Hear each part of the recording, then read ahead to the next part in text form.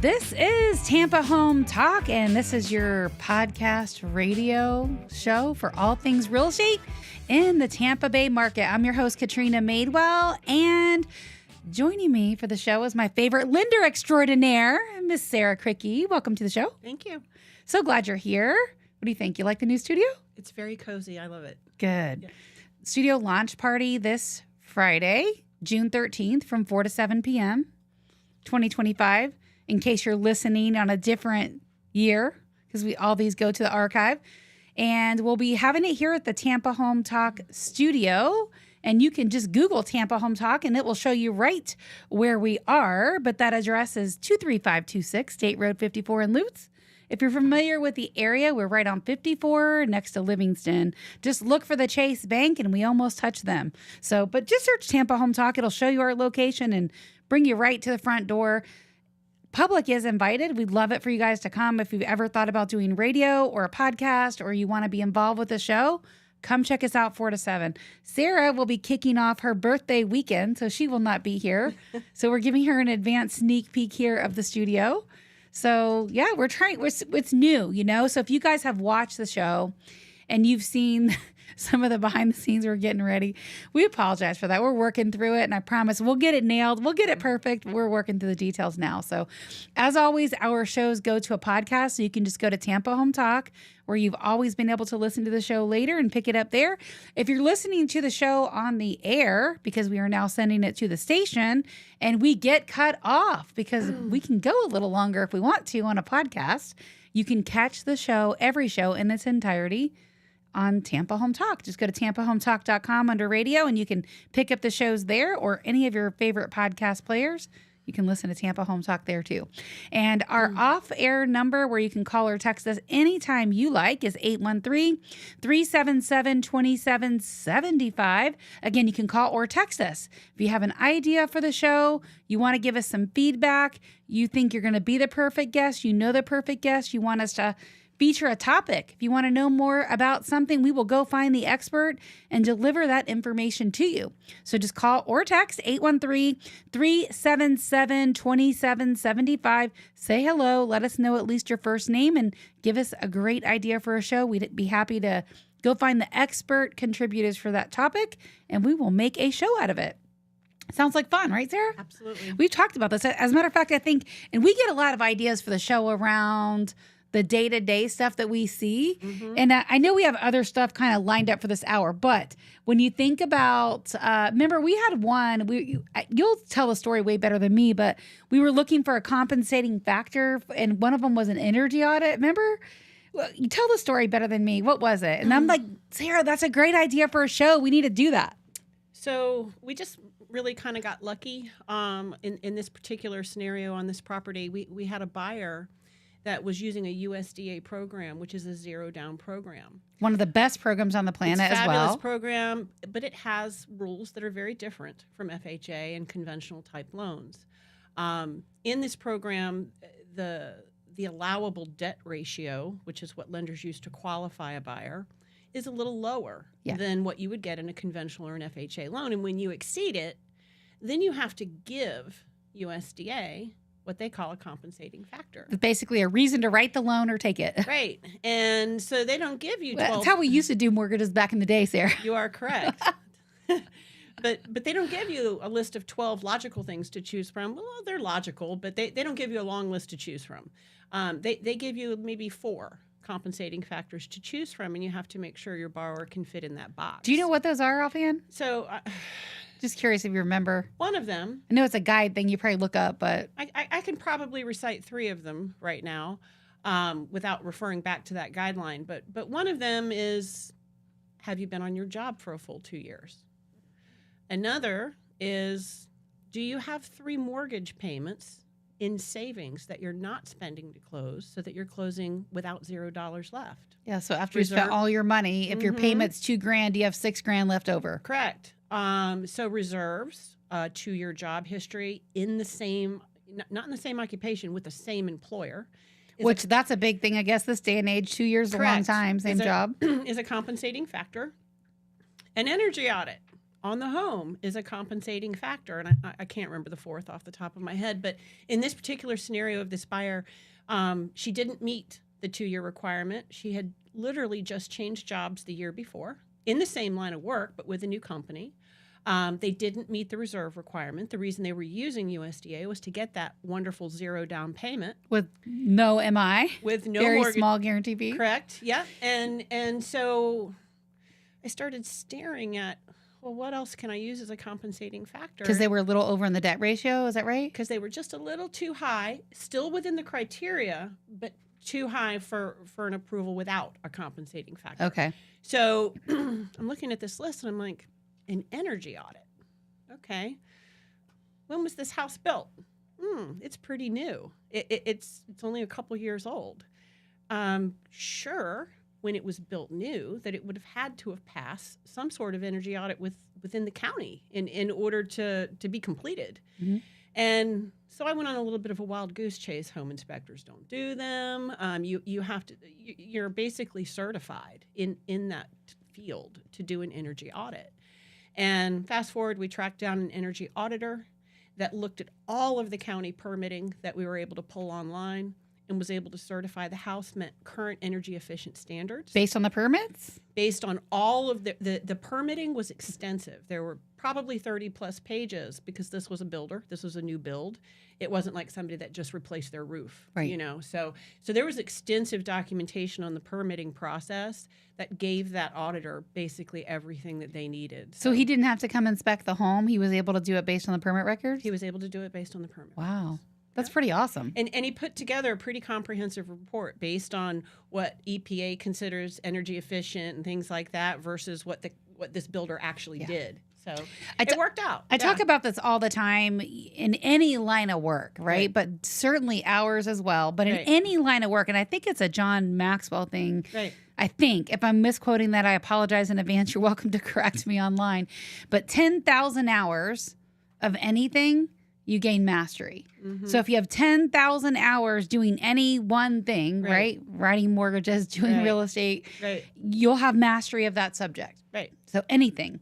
And it takes a while to get to 10,000 hours, if you can imagine. You think about a 40-hour work week. Well, you think about 10,000 hours, and in 10,000 hours plus that I've been doing this. Right. Way more than plus. I've never gotten an energy efficient report on a home. And thankfully, this wasn't a 1952 house. And it just, all the stars lined up and came together for the client. But yeah. But so here's the thing. Like, my point is when you look to hire somebody like a real estate pro or a mortgage person, prime example, I cannot even tell you. I'll share a story on that, which is pretty perfect. That just happened like a week ago. But when you hire your professional, you know, there's a lot of people that have a real estate license. Mm-hmm. They're not all the same. No. You know that. Right. And the other thing too is the 80-20 principle. So Pareto's principle says that, you know, 20%. So it went back to the farmland days in Italy, or the property, and it was where 20% of the people owned 80% of the property. That's where it came from. Right. But that's true in anything. So if you look at even doctors in any field, could be a general practitioner, could be a specialist.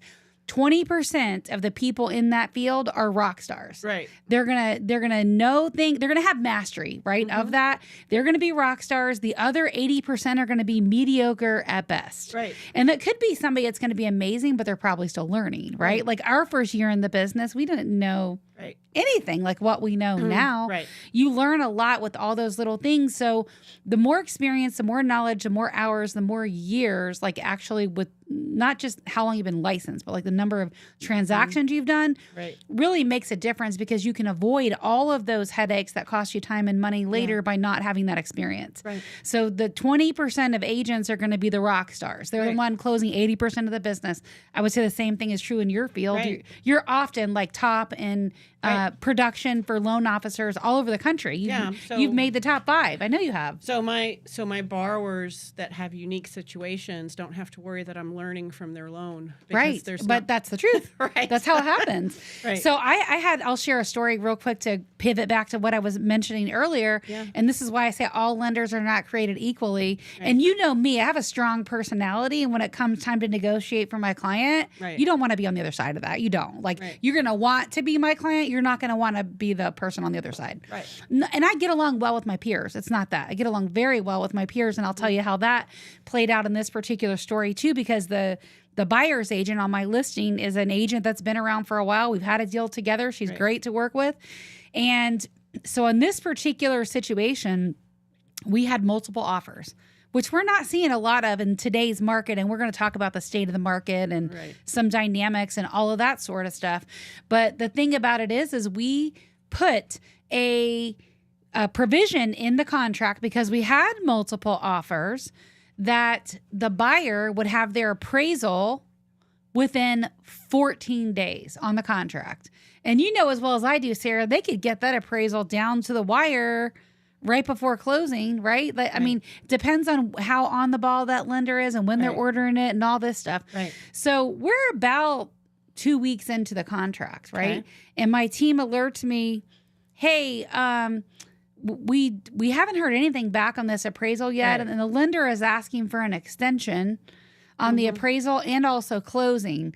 Well, in my mind, because I used to be a lender and I've sold a lot of real estate, I'm going red flag, something's going on. We're not just going to blindly say yes to an extension, which is what most people do. Right. And so I start digging into that, and I call Adelisa and I say, get the lender on the phone. I want to talk to him. Right. So she gets the lender on the phone. I talk to him and I said, what's the situation here? What's going on? Do you have the appraisal in hand? Is it satisfactory to your underwriter? And he's like, no. I said, have you ordered the appraisal? Because I haven't gotten alert that anyone's asked for access to do the Right. appraisal to the home. He's like, no. And I said, well, why isn't the appraisal done? The deadline's today. Right. And he said, well, and so then he knows like I'm going to dig in. So he gives me Right. the backstory and tells me how the person relocated here and they weren't yet on a W-2. They were paid cash. You know what a tailspin that can create. Right. So I guess they got that fixed. He's now on a W-2. He's on the regular payroll and essentially got it fixed. But this guy's a broker. He's not a direct lender. Nothing's wrong with brokers, but it's a little different, right? That world. If you're not on it or have a relationship with them, it's probably not going to work out like you think and stuff's going to take longer. Right. And so that's exactly what happened. He was waiting on the underwriter to actually look at the file and approve it Right. the next week, but the deadline was on Friday of the week before. And it was like a Tuesday they were supposed to look at it. So it gives me this whole song and dance about how their turn times are longer, yada, yada, yada, all this stuff. They didn't order it yet because they don't order it until it's approved by underwriting and that's done. And I said, well, who made that decision? That's what I told him. So was the cash and the W-2, was that kind of discussed in the pre-qualification? Probably, process? I'm guessing not. Got it. So it goes Okay. back to like all your lenders are not created equal, right? So I'm just saying like this was what happened. And so when I get a deal like that on the other side, and I'll finish the story in a minute, I was like, I always know when Sarah's not working on the deal, we have to micromanage this stuff and like, Right. and I don't want to micromanage it, but a Right. lot of agents do because the lenders don't do their job, right? I don't have to micromanage it. Right. If there's a problem where we're going to go south or there's going to be a delay, you're letting me know early and we're putting our heads together and figuring out a Finding solution. solutions. Yeah. Usually you've already figured it out before you call me. Right. Rarely do I have to get involved. But because I have that lender background, sometimes you'll call me, you'll go, all right, here's the dealio. I got this. What do you think? What's the solution? And we'll figure it out. Usually I do figure it out, but there's a few times every year where I will just say, I kind of need your brain for a minute. We're going to Yeah. need to hash this out. And I'll call and tell you. And it that. helps, Yeah. right? Yeah. But it's that collaborative work environment, I think, that Right. helps too. So back to the story, the lender basically said that he made the decision to hold off on that appraisal. And I said, well, my team's been asking you about it. We've been asking you who the appraiser is so that we can let them in for access by the deadline.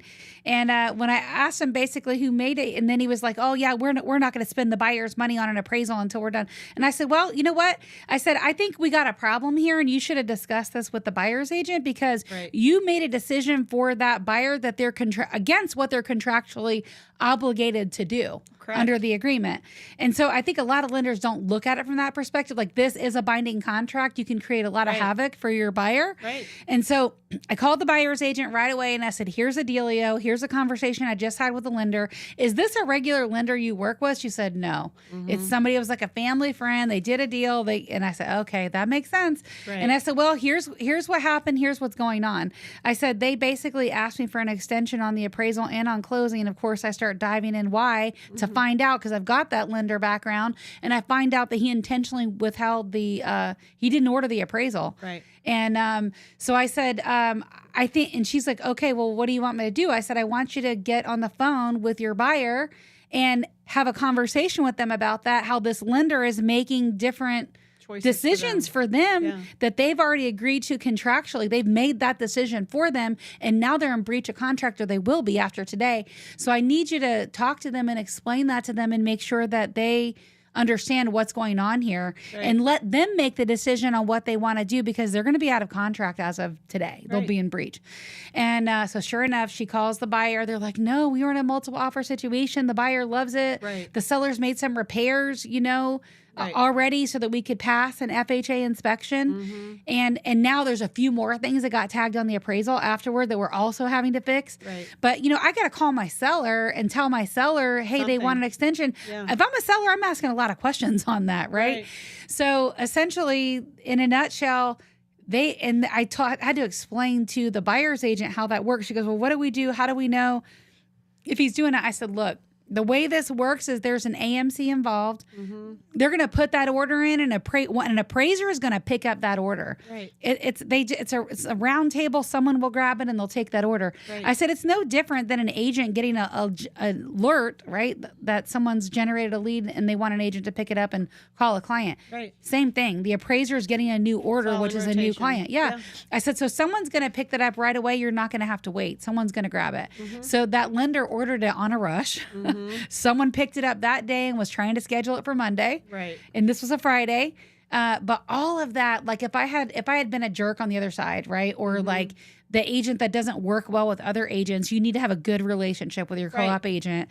And they were trying to understand, look, I'm trying to protect all parties, including my seller, and we need to be fair about this. And this is what the buyer already agreed to. So now I'm going to explain to the seller what happened and tell them why they should sign an extension, right? It's a whole different place than here, just sign this extension to close and on the appraisal. So that's what I mean by like all agents are not created equal. And we're looking at all of these offers, and at the time we're negotiating, trying to decide which one we want to go with, that may have been a deal breaker on one of the offers. We might have said, well, if you don't want to put a 2-week appraisal contingency in there, then we're just going to go to another offer. Because if there's a problem, you want to know sooner rather than later. You want to know. I want to know. The sellers want to know. And you can get an appraisal in 2 weeks. That's not a problem. No, that's not a problem. Less than 2 weeks. Did that buyer close? Were they able to Not close? yet. We're under contract. I think they were supposed to close next week, but they're a couple of weeks out. But in a nutshell, we've already got the appraisal. The appraiser is picking on a couple more things, and we have to have time to go out there and get that situation fixed. Got it. Okay. So that's where we are on it, and that's what we did. Got it. So so we see just kooky stuff like that, where if you're the lender on the deal, I don't even have to tell you. You're going to see it on the contract. You're going to know what the deadlines are. You're going to know what's expected from the borrower buyer. And you're going to make sure that we meet all those contractual deadlines, because they are just that. And you put the buyer's escrow and everything else in jeopardy when you don't follow that contract.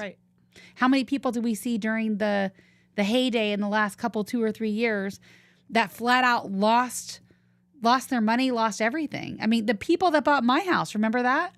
They ultimately bought my house that I sold, my family home I was in for over 20 years. They literally had a seller that backed out of the deal because they couldn't get the house that they wanted.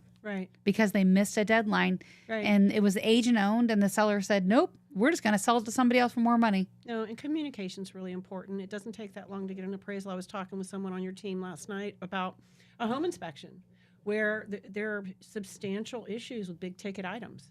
And so my very first question was, are we going to proceed with the appraisal, or do you need time to negotiate that?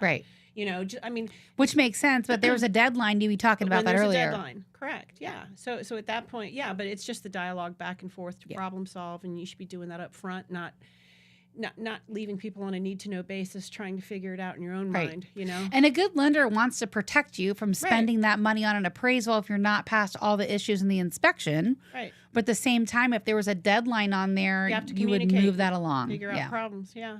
Well, which I would be dealing with that sort of a problem at the pre-qualification stage. But Right. Yeah. Indeed. Yeah. So that's a couple of things in terms of the state of the market. So the market, let me just give you a real estate perspective because we haven't done this on a lot of them, and I know we're streaming live. And I normally go over the stats.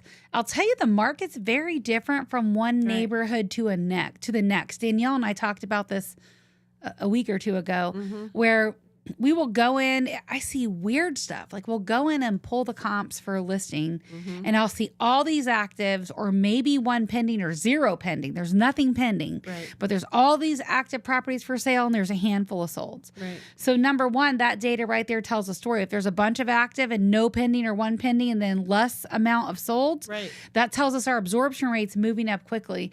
And some people are panicked by that. I'm not. I think the market is settling down. That's all. It's a normal slowdown. It's not come to a screeching halt, right? Like 2008, we're not seeing any of that. Nope. We are seeing where it's slowing down. We're at the tail end of a seller's market and or in a balanced market now in that particular community. Overall, Tampa Bay as a whole, we're still in a seller's market. And you wouldn't believe that, right? Because people say the sky is falling, but we are like a 0 to 6 month absorption rate. You are in a seller's market. Now, what we're seeing a lot of is like 4.5 months, 5 months supply of homes, which means we're getting close. That pendulum is swinging towards a balanced market, which is a totally normal market. It's every home has a marketing time. It's going to take a certain amount of time to sell that home.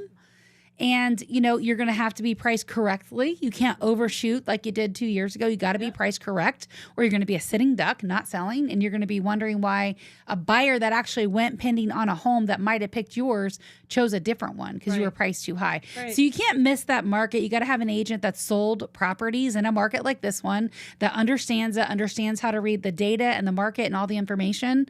So, I mean, if you're a seller or you know someone that's been sitting on the market and they can't figure out why the home is not selling and they're not getting regular weekly updates and reports from their agent telling them how the listing's performing, give us a call. Call us or text us. We can dive into that and help you figure it out. 813-377-2775. That's our off-air number, 813-377-2775. We'll help you figure that out. So, and you're seeing a little bit of a slowdown too, right? Stuff on the market a little longer before you get a contract. Buyers are more picky. They're taking their time. So I'm seeing some price cuts. Yeah. And it's across the board, and it's not in any one specific area. Right. I'm seeing properties hit the market and you know, test the water for a couple, 2 weeks, 3 weeks, and then do a price cut. I'm seeing that often. I'm seeing buyers ask for closing cost contributions, and sellers are willing to pay for it. And they can get it in this market. They can get it in this market. Not on every home. You know, maybe a house hits the market and it's only been live for 4 days. The seller isn't really ready to pay buyer closing costs. They kind of want to see what kind of offers they get in. But, you know, I am seeing sellers pay buyers closing costs. So if you get an offer in this market and you're a seller and you've been on the market for 2 weeks, like what you just explained, and the buyer is asking for closing costs, experience shows your first offer is your best offer. If it looks reasonable and they're asking for closing costs, take it or negotiate quickly to get whatever the buyer needs. Because chances are your next offer you're going to get is lower. We are in a shifting market. We are moving towards a balanced market, which is going to be less favorable for sellers. And so don't dismiss that as a seller. Especially if you need to sell your home, don't dismiss it. I realize there's a certain threshold where sellers will not sell their property and they'd rather keep it, and that's because the home is worth that price to you. It's not worth that to a buyer. I'm a prime example. I've got my home on the market right now. It's listed for $550. I got an offer that came in for $525 with a VA buyer asking for like $16,000 in closing costs. And I went back to them and I said, Okay, if you need closing costs, I'll give it to you, but you need to roll it into the price. Right. Or I'll do $525 and you pay your own closing cost. Right. And the buyer said no. They walked away and we're still on the market. And Wow. so, but here's the thing, and this is what I want to explain. For some people that have to sell, Right. that is important. You're going to have to jump on that. You might have to take that offer. Even though you don't want to, even Right. though you might be losing money, Right. you might have to take that offer. For me, I understand what's going on in and around the community, and I don't have to sell. I can rent it. Right. I didn't want to rent it. I wanted to sell it.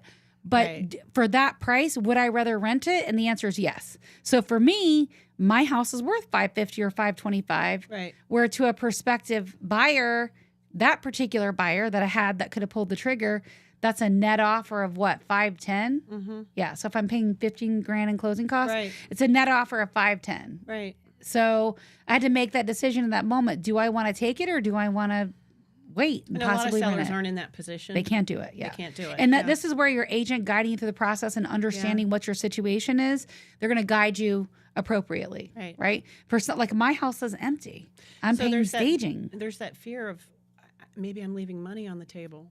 Fast forward, your house is still in the market 60 days later. Now you're doing a price cut, and there's your money on the table. Well, you know? and your holding costs. Right. You have mortgage a mortgage payment. you're paying. Yeah. You have utilities you're paying. Yeah. In my case, lawn service, pool service, that's all money you're paying. So you have to add Right. that up. Right. That's your holding cost. Yeah. And that doesn't even count anything that would break. If Yeah. you get a plumbing leak, if you get whatever, something that happens, your holding costs are now effectively more money than if you just took that offer. Right. So you have to consider all those things. Right.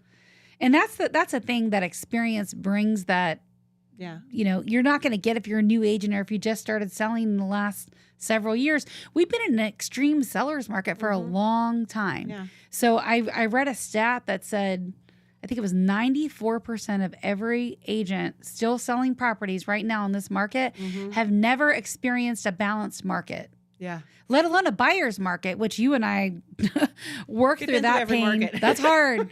That's hard. This Right. is my fourth downturn for as long as I've been an agent or a licensed broker, as you know, as a mortgage pro before I started doing real estate. But this is the fourth downturn I've seen in my career. Yeah. And this is easy. Like I'm looking at this going, this is a walk in the park. This is normal cyclical real estate change. Right. Nothing major here. So when I'm pre-qualifying a buyer, we talk about it. You know, so we're going to use Hometown Heroes, which we will talk about. We're going to get some down payment assistance. If the stars line up and all the numbers look beautiful for you, you would want to ask the seller for 2 or 3% Right. as a contribution. But let's plan on a plan B. What if the seller's agreeable to give you a little contribution, but they don't want to go the whole 2 or 3%? You know, so we talk about ideas behind the scenes at the pre-qualification stage. Can you get a gift? Can you save up a paycheck or two to cover that gap? Like, what can you do to make that happen? If the seller says no, we always tell the buyers, ask for everything you can get. Yeah. But let's talk about a plan in case there's some negotiation there, so that you can still buy the home that you like, you know? This is where the consultation, that's theoretically what you're doing, is a consultation with them as a borrower. Right. We're doing a consultation with them as a buyer, an in-depth consultation on what they're looking for, their lifestyle. They're a little bit different, those things. Yeah. And with my background, I kind of naturally dive into some of that stuff and numbers. I can't help it. I just do. Right. But you're problem solving before there's a problem. Right. You're already fixing stuff so that it can be as We're smooth thinking as about possible. what ifs. Yeah. Yeah. And if you can keep them or get it ahead, and there's multiple times I've seen it and I've said, hey, you need to start saving some cash. You don't have enough money. Yeah. Here's the bare minimum you need, even if you're buying on a zero down, to get to the finish line, Yeah. because you have inspections, you have appraisal, you have escrow deposit. You're going to have some of those things. So we're coaching them and talking through those things, and it's helpful. So, and the good thing about this market is there's a lot of amazing programs out there. Yeah. A lot of down payment assistance available, which we're going to talk about a lot of that today. Some really good down payment assistance programs that have been replenished with funds, which are amazing. We're happy to see those back because they're really, really good. You want to chat through some of those, or where do you want to start on that? So I actually printed and brought some stats. Our favorite down payment assistance program that's administered through Florida Housing is called Hometown Heroes.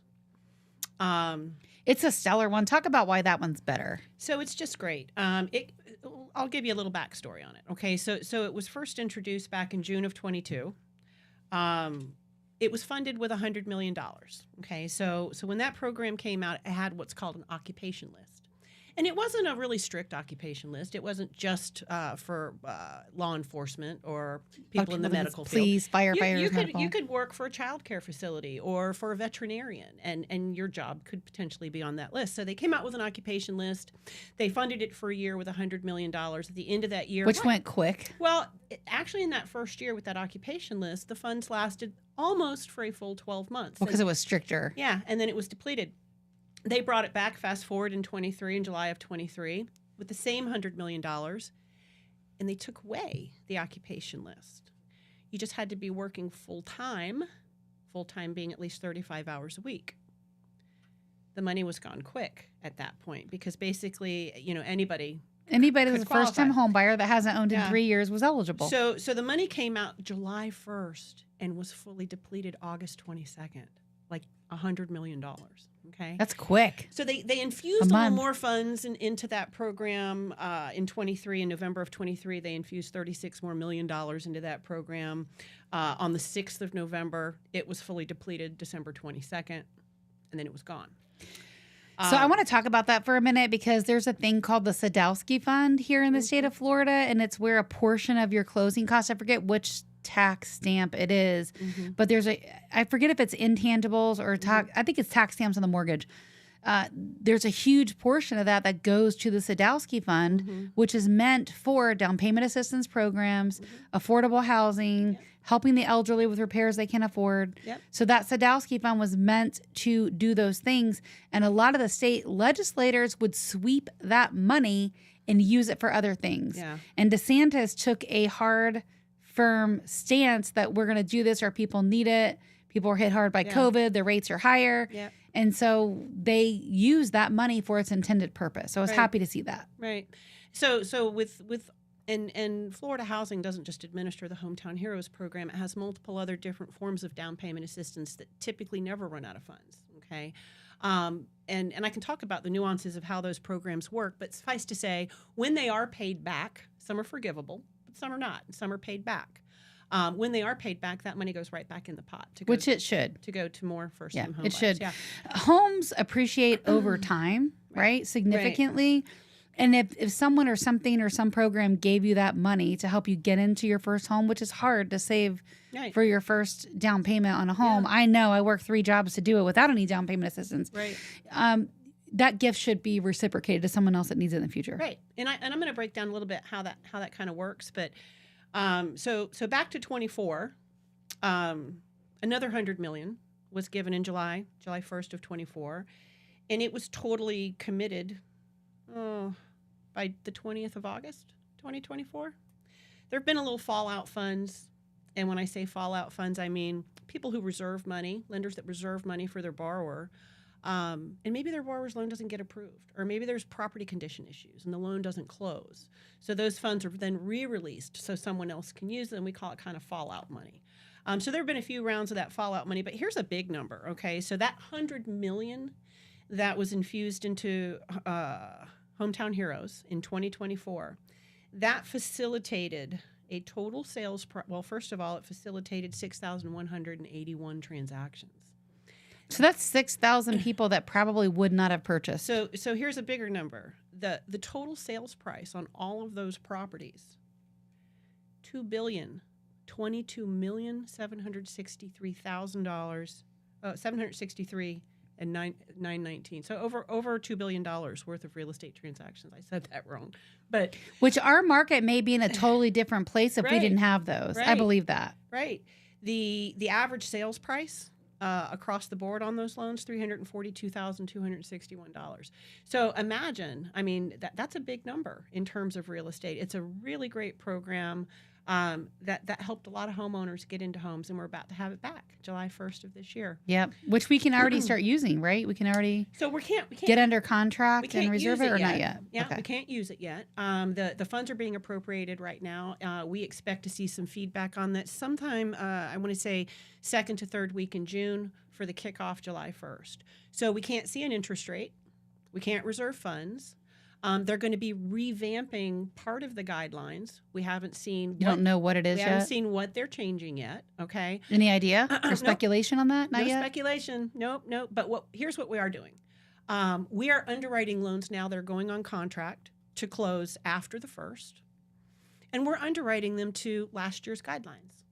So as soon as those guidelines are made available, and my company, the mortgage firm, was the largest lender for Hometown Heroes last year. Mm-hmm. So we definitely have, kind of some inside tracks with Florida Housing, and we get notified in advance of things happening. Haven't seen the guideline yet, but when we do, we'll be going behind it right away. So we're working on files now going in contract to use the Hometown Heroes money, fully approving those loans with the assumption that July 1st, as soon as those funds are available, we're going to go and reserve it for the borrower. We'll have already cleared the loan. We're going to go behind any nuances with regards to underwriting guideline changes, and then we're going to clear and close that loan. So, Sarah, a couple things about this one, which is why it's our favorite, and correct me if I'm wrong on any of these points. Not only is it down payment assistance, but isn't the rate better? The mortgage insurance is less. Is that right? It's going to vary between the program that you're using. So the program's fabulous because it'll give you up to 5% of your loan amount.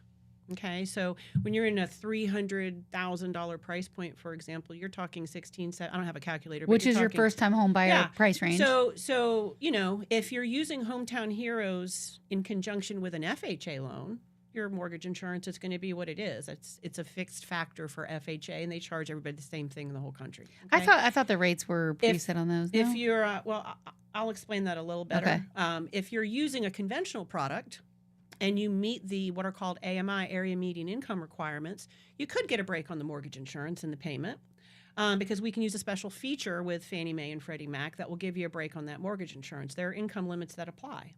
The income limits that apply to conventional loans for Home Ready and Home Possible are lower than the income limits that apply in the Hometown Heroes loan. So just to kind of get because now I'm kind of sidetracked, the Hometown Heroes program now is a great program in the sense that there is no occupation list. You must be working for a Florida-based employer, like brick and mortar in the state. If I work for Amazon or if I work for Humana and I'm a remote worker. Let me tell you, those guys are the Hometown Heroes, the Amazon delivery drivers. Right. Well, and that's just an example. Because you can work for a company that has a presence in Florida, but if your pay stub is attached to a company in Wisconsin, then it doesn't qualify. So you've got to be working for a Florida-based employer. The 35 or 40 hour or what's construed as full-time, that is no more. Your employer simply needs to verify that you are a full-time employee. Maybe you work 34, but that's their version of full-time. As long as they verify you're full-time, you're good. Okay. So Florida-based employer, full-time, veterans are exempt from that rule. You have to be a first-time home buyer. So a first-time home buyer doesn't mean that I couldn't have owned a house in another life. I just can't have owned a primary residence in the last 3 years. And that's a big myth. Yep. People think if you've ever owned a home, you're no longer a first-time home buyer. Listen, I could have inherited a property from my family, and this has happened in the past. I never lived in it, but it was passed down to me, maybe from mom or dad.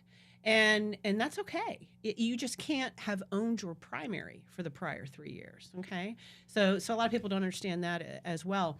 There are scenarios where people get divorced, okay? So maybe it's a husband and wife, and they've both owned a primary. Now they're parting ways, and the wife says, I'm going to move out. I'm going to buy my own primary. Well, technically, she's owned a primary. In a divorce situation, an exception can be made. So there are nuances to that rule. There are workarounds to that rule, but it's 5% of the loan amount. Work for a Florida-based employer on a full-time basis. Okay, we're anticipating $100 million. There's a rumor mill that it could be a little more. So we're just positioning our buyers to qualify for it as soon as possible. With respect to rates, it's the Florida Housing sets the rate for all of their down payment assistance programs every day. So it's kind of in line with the retail market. You know, if I were, and you just need a 640 credit score to get into this program, by the way. Which is kind of low. It's low. So in that scenario, let's say that I have a 640 credit score and I want an FHA loan. A government rate's going to be a little better than a conventional rate, but even on a 640 credit score, my rate's going to be a little bit up there right now. Is that the minimum number for the program? 640? Yeah. So was it 620? No. Okay. No. So in the Hometown Heroes program, where the state's setting that rate, maybe their FHA rate is 7.25 today, as an example. Okay. If I were a 640 credit score getting an FHA loan with no Hometown Heroes, my rate could easily conceivably be 7.6 and maybe even have a cost associated with it. That's just what market is right now. Yeah. So yes, to answer your question, in that scenario of that buyer, I'm getting a better deal because I'm getting a 7.25 rate. My rate would have been higher without Hometown Heroes. There are no points. There is no cost for that rate. So now my rate is free. I'm exempt from having to pay that intangible tax at closing because I'm using that the down payment assistance program. So you get all these perks, okay? That rate is going to be the same rate whether your credit score is 800 or whether your credit score is 640. So you need that 640 to get in there, and if you are on the lower end or in the mid 600s, you probably are getting a better interest rate than what retail market would give you, okay? Which is interesting, isn't it? The tides have changed on that. Yeah. And so there have been many times in the past, and it's just we're in a wonky market right now with everything going on. There have been times in the past where the Hometown Heroes rate has hands down beat a bond rate through Florida Housing, has hands down beat what the retail market was doing.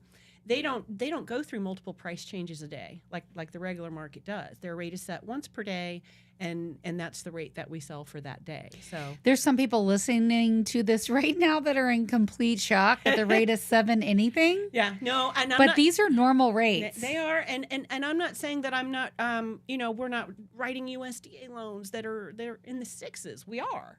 It's just, what is the credit score? What is the down payment, if any?